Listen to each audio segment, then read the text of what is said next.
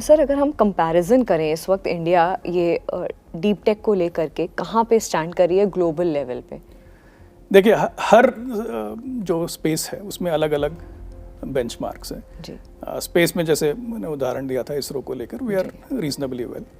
Quantum पे हम अभी कैचअप कर रहे हैं क्योंकि क्वांटम ऐसी स्पेस है जो जिसमें अब रिसर्च हो रहा है कि जो 10 साल बाद उसमें प्रोडक्ट्स निकलेंगे और सिस्टम्स बनेंगे जो कंज्यूमर एप्लीकेशंस हो या एंटरप्राइज एप्लीकेशंस।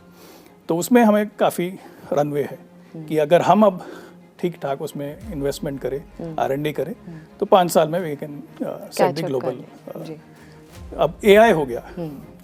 AI का एक बहुत ही विचित्र बात यह है कि आप दुनिया में बेंचमार्क कर लो कि कितने स्टार्टअप्स हैं, तो US का नंबर आएगा पहले, फिर चाइना का आएगा, फिर कहीं इंडिया का आएगा इधर 6th प्लेस या 7th प्लेस। पर अगर आप बेंचमार्क ये मानो कि टैलेंट पूल कहाँ है, तो दुनिया का सबसे ज़्यादा टैलेंट पूल AI हो, क्वांटम हो, किसी भी इंजीनियरिंग में हो जी, वो इंडिया से है। तो हमारा जो टैलेंट पूल है वो बाकी देशों का काम आ रहा है। तो this is something that our policies have to change, which is what the government is now focused on. कल ही कैबिनेट ने एक बहुत ही बड़ा डिसीजन लिया था जो 1 लाख करोड़ का R&D फंड को सपोर्ट करेंगे। तो इसका एक इम्पैक्ट ये हो सकता है कि जो भारत में स्टार्टअप्स हैं उनको फंडिंग मिले, ताकि ये जो टैलेंट पूल जो सिलिकॉन वैली जा रहा है वो वापस भारत आए और यहाँ इनोवेट करें। Sir deep tech for Bharat ये एक ऑर्गेनाइजेशन है जो AI फॉर इंडिया के बिहाइंड है, सपोर्ट कर रहा है, काम कर रहा है, ब्रेन है। सर अगर मैं समझना चाहूँ कि इस वक्त AI फॉर इंडिया का जो लार्जर विजन है वो क्या है? देखिए पहले मैं देश के AI सिनेरियो की बात कर लेते हैं, क्योंकि AI for India is a small part of that bigger canvas. देखिए भारत में AI का यूसेज कंज्यूमर लेवल पे, जैसे आप और हम और सभी जो सिटीजन्स हैं उनका यूज़ ऑफ AI बहुत पहले से ही था। क्योंकि जब हम YouTube पे वीडियो देख रहे हैं, जो रिकमेंडेशंस आती हैं वो रिकमेंडेशंस के पीछे AI है। वो ये देख रहा है कि आप कौन सा वीडियो कितना समय देखते हो, किस टॉपिक्स पे देखते हो, और फिर वो एल्गोरिथम आपको रिकमेंड कर रहा है। सिमिलरली जो स्पेल चेक हो, ट्रांसलेशन हो, इन सब के पीछे AI ऑलरेडी था। तो एक तरह से we were already using AI in a big वे।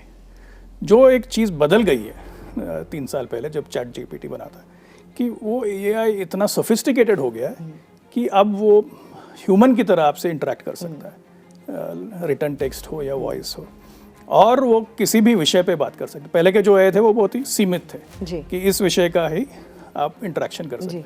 अब कोई रिस्ट्रिक्शन नहीं है, किसी भी विषय पे आप इंटरेक्ट कर सकते हो और वो क्रिएटिवली आपको कंटेंट देगा। तो एक तरह से वो क्वांटम लीप हो गया था AI को लेकर। तो इसको कैचअप करने में भारत को काफ़ी काम करना पड़ेगा, एंड वो काम शुरू हो गया था कुछ साल पहले ही। जैसे 2 उदाहरण दूंगा। एक प्रधानमंत्री जी का मन की बात। मन की बात प्रधानमंत्री हिंदी में बोलते हैं, फिर उसका जो अनुवाद है वो सारी भाषाओं में चलता है। तो एक तरह से मन की बात का जो कॉर्पस है वो बहुत ही हाईली रिलायबल कॉर्पस है मशीन लैंग्वेज ट्रांसलेशन के लिए। तो इसको लेकर IIT कानपुर, IIIT हैदराबाद ने पहले ही काम शुरू कर दिया था, मच बिफोर ये ChatGPT का। तो एक तरह से भारतीय भाषाओं में ट्रांसलेशन कैसे हो AI को लेकर, इसके लिए द बेस ऑलरेडी मन की बात हैड प्रोवाइडेड। देन जब मैं प्रसार भारती में था, we had taken one decision at the board level कि हम जितने भी दूरदर्शन और ऑल इंडिया रेडियो के आर्काइव्स हैं हम उसको AI डेवलपमेंट के लिए उपलब्ध कराएंगे। क्योंकि Akashvani specially has the largest corpus of all Indian languages.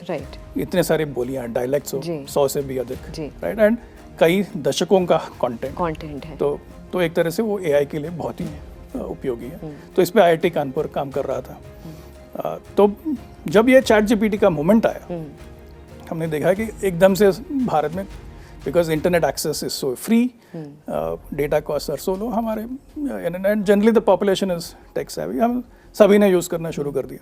और फिर पता चला कि इसमें बहुत सारा बायस है। ये जो मॉडल्स बने हैं बाहर के जितने भी AI models, they were trained on the internet.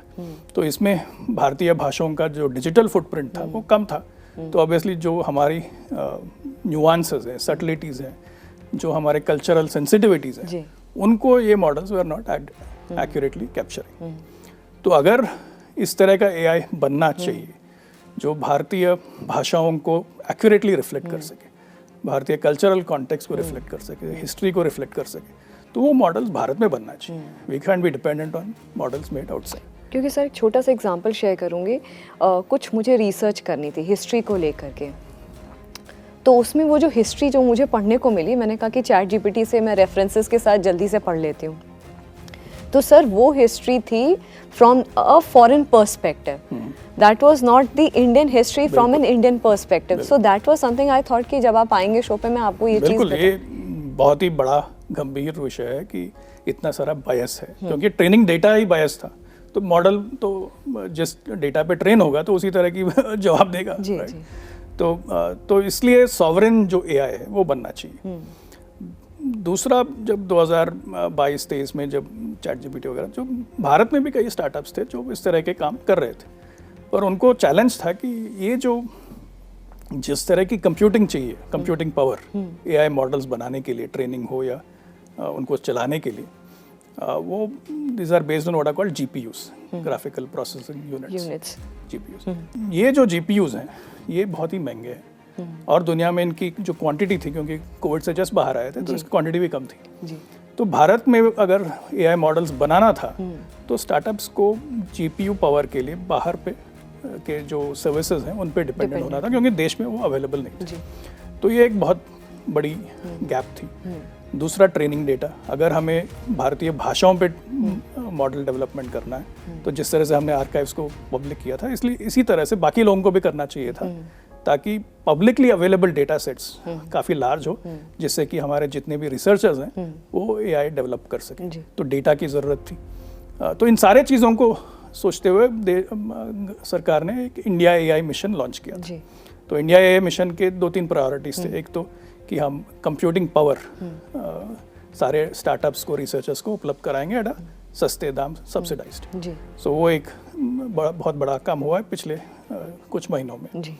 दूसरा कि हम एक रिपोजिटरी बनाएंगे, जिसको अभी ये लोग एआई कोश का नाम दिया हुआ है, जिसमें सारा publicly accessible data sets available हो, और जो भारत में जो मॉडल बनेंगे उनको भी आप उस प्लेटफॉर्म पे you can make it available, ताकि बाकी लोग भी उसको यूज़ कर सकें।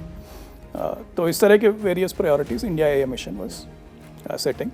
और इसको इम्प्लीमेंट करने के लिए, इस विजन को, कई सारे projects started across the country. एक है AI for Bharat in IIT Madras, जिसमें से निकलकर एक स्टार्टअप बना है कॉल्ड सर्वम, जो भारत में सबसे पहला लैंग्वेज मॉडल का काम कर रहा है। इसी तरह से आईआईटी बॉम्बे में एक और प्रोजेक्ट है कॉल्ड भारत जिन, जिसको फंडिंग मिली है department of science and technology से। और ये लोग multi modal, low cost model बना रहे हैं, क्योंकि अगर भारत में एआई का यूज़ होना है तो वो सभी के मोबाइल फ़ोन्स पर उपलब्ध होना चाहिए।